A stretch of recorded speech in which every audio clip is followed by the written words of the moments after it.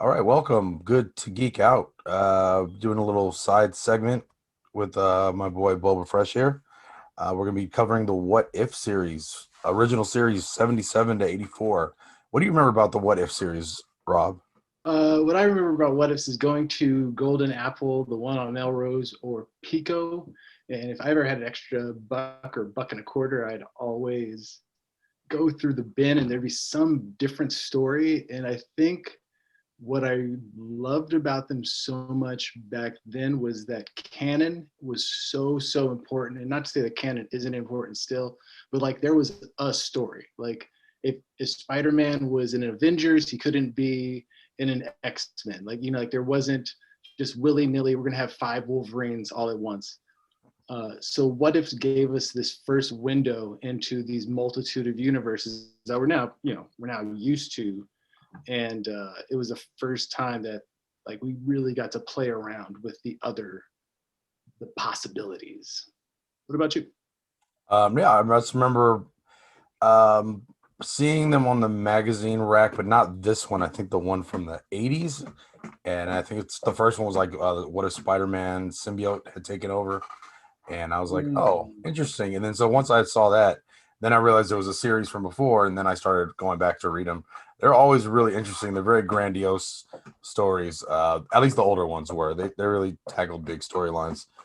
yeah, the very first one I remember I ever picked up because I didn't know what it was. Like, you just go. I didn't know. There weren't any YouTubes, there weren't anything like that. You just saw shit on the rack, right? And you're Yeah, just like, what is this? And it not even was at a comic book store, like at a Five and Dime or right. wow, Thrifties or something. Or a fucking 7-Eleven waiting for a Slurpee and they have the Yeah, random rack. Like no yeah, two issues, no same two issues. exactly. um, uh, but yeah, no, it was what if Susan Richards had died, and like a nihilist plays a part, like Doom plays a part. It's done in a very Kirby style. Reed loses his shit, but I guess like they're playing with like a super heavy idea. So maybe like that even being the first one that I tippy toed into was the one that like why it like made me be like, oh, like this is like she didn't come back. She died and Reed lost his shit. Spoiler alert for when we get to that issue. Um, Yeah. yeah, man, it was fun. They do a lot of fun things. They do a lot of fun things in this one because they don't quite know their formula yet. So they're actually sticking really close to canon in a Yeah. in a very cool way, I think. Um, that they discard they discard that framework later on because they're like, okay, people get what's happening here. I think also like the delivery system was kind of unique because the Watcher wasn't a really major character, just kind of a big, you know, galactic character through Fantastic Four and whatnot.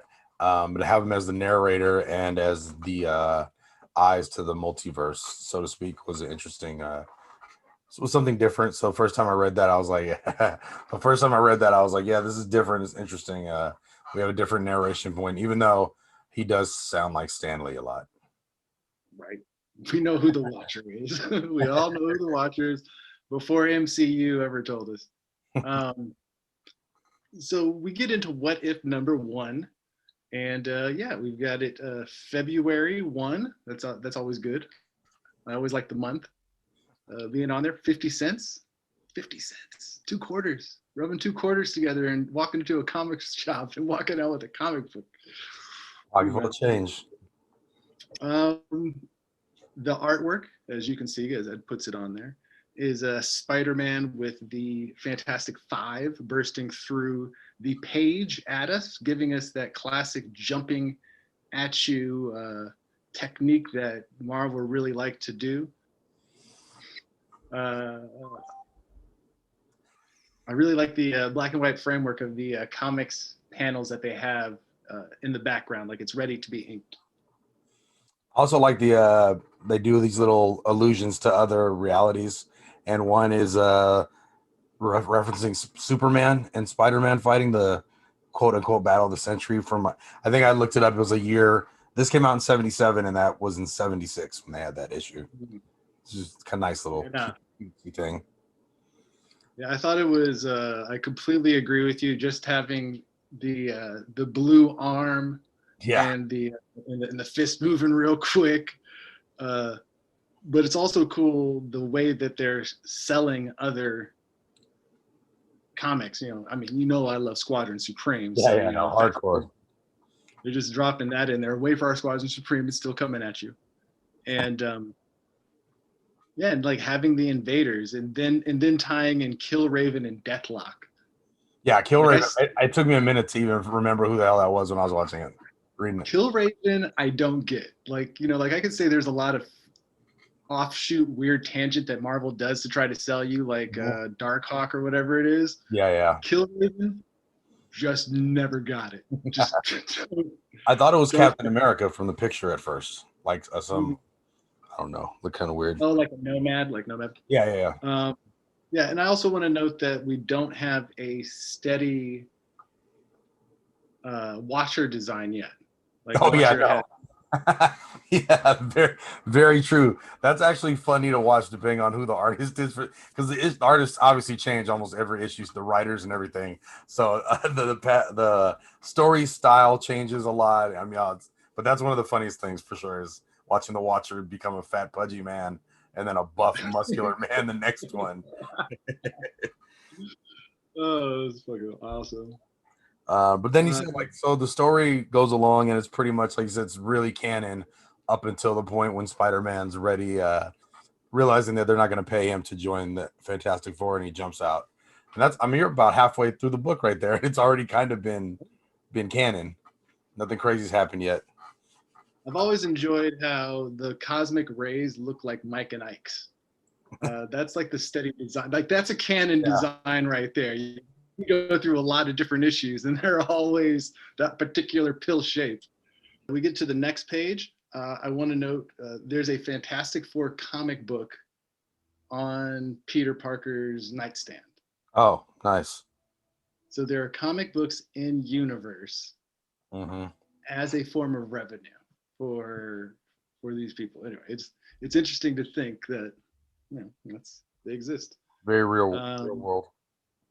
And then pretty much is the press conference, right? Fantastic Five announcement, Spider-Man coming out, and that's when we start seeing all the changes. Well, first they do the we see him break in and try to like I'm gonna take you all on to show you that you should. Yeah. But that's all canon pretty much until and that's he yells.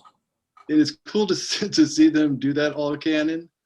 But I want to stop on the one image of, first of all, Sue Storm using a lasso to try to capture Spider-Man. Okay. I want to note she can make invisible force field, bubble. She has a wide range of powers, and it's an interesting selection for her to go lasso. It's a very young Sue Storm. That's Sue. That's Sue Storm for you. And I love Fantastic Man just doing this big body stretch. Stop. Oh yeah, stop everybody. Oof, that's not a good picture. Oh yeah, then we see the Watcher explaining probability to us, which is great. Yeah. The guy almost gets hit by a car. He could miss and the guy could die. He could miss and the guy could get crippled. That's it's terrible. That's dark for a comic book. That's terrible. They go real heavy on the exposition. Is that just the first issue? I don't know. I guess we'll see. That's just comics back then. That's actually something I was going to point out. Like how much space is given per frame to word bubble. Like dialogue bubble is easily a third of every picture. Yeah, I mean, I did like at the press conference though that Reed, Mr. Fantastic, just punks J. Jonah Jameson real quick, and all of a sudden, in the blink of an eye, his greatest detractor becomes his greatest supporter, which totally changes his mythos already. That he's not being hounded, and he's not working his ass off every day and worried about bills. So this is not even Spider-Man anymore that we know. Then we get the Chameleon. Bumped. Done. I didn't realize his whole career rode on Spider-Man so hard. Right, so hard. But I mean, he is. Who else? Daredevil? Maybe? No. He can't do Daredevil stuff, but Chameleon can't do like Spider-Man stuff for real. But I guess it's easier to like fake the grappling hook lines and Yeah, all those other things. And Daredevil come kick your ass. yeah, yeah. I Like know Spider. you can't. He'll get your heart. Um, Um, and then it's then they're pretty much the Vulture, right? jacking straight five Oh. five top tier superheroes beating down the Vulture. To never fly again. It seemed like also like they beat him into submission. It made him sound like his wings were clipped for good in the Right? verbiage. Yeah, Man, yeah, Johnny just goes at it. Like Johnny's murderous. That is not a normal thing to like. That is not how you take this guy down. Come on, come on. Like again, Sue can make invisible bubbles.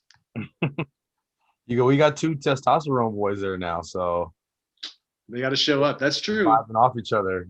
These Nova flaming on every occasion.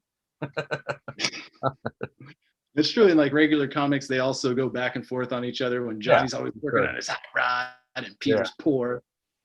That's the dynamic. Um, and yeah, and then like you can also kind of see the whole the age of which this was written because Sue is just like, I have no place here. I am just a woman and Damsel in they don't need distress. me. Yeah, oh, and she just doesn't know what to do with herself and immediately runs into the arms of another man. Like, dude, how that's sexist writing at its best.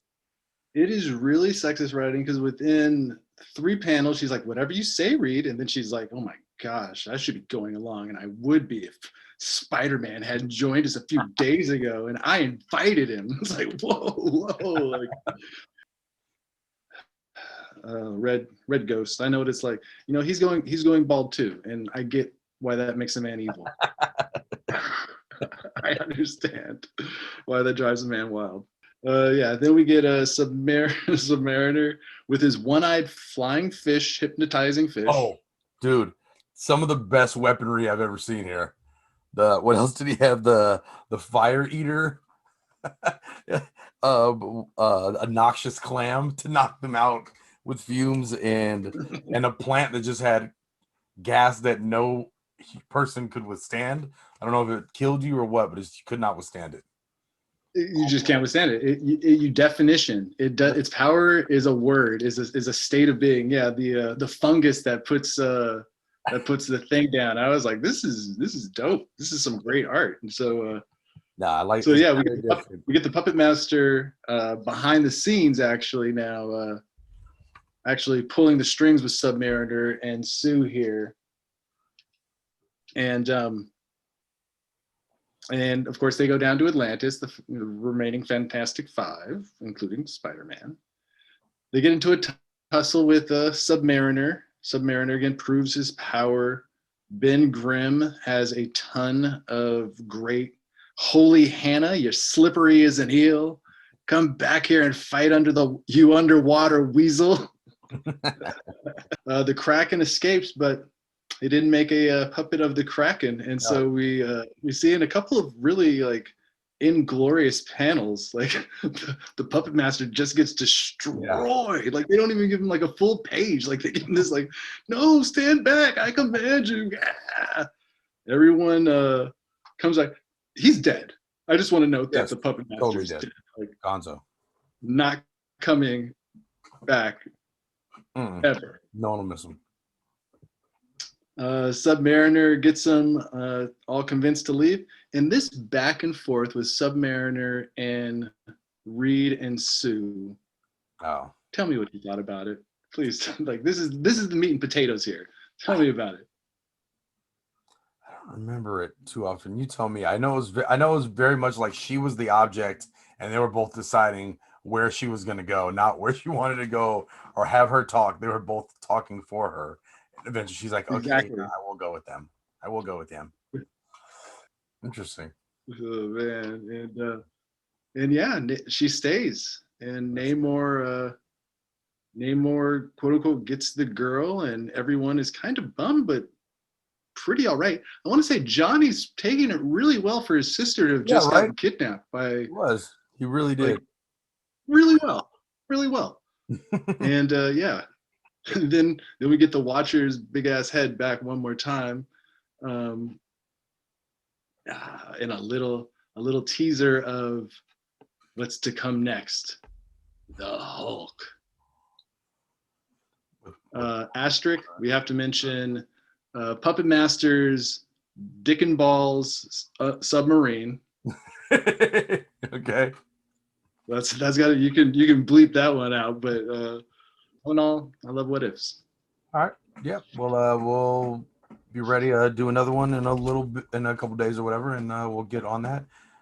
Try to get a little pattern going here or something. We'll figure it out as we go along. I'm trying to get ahead of the curve for you people and give you our insides on how ifs.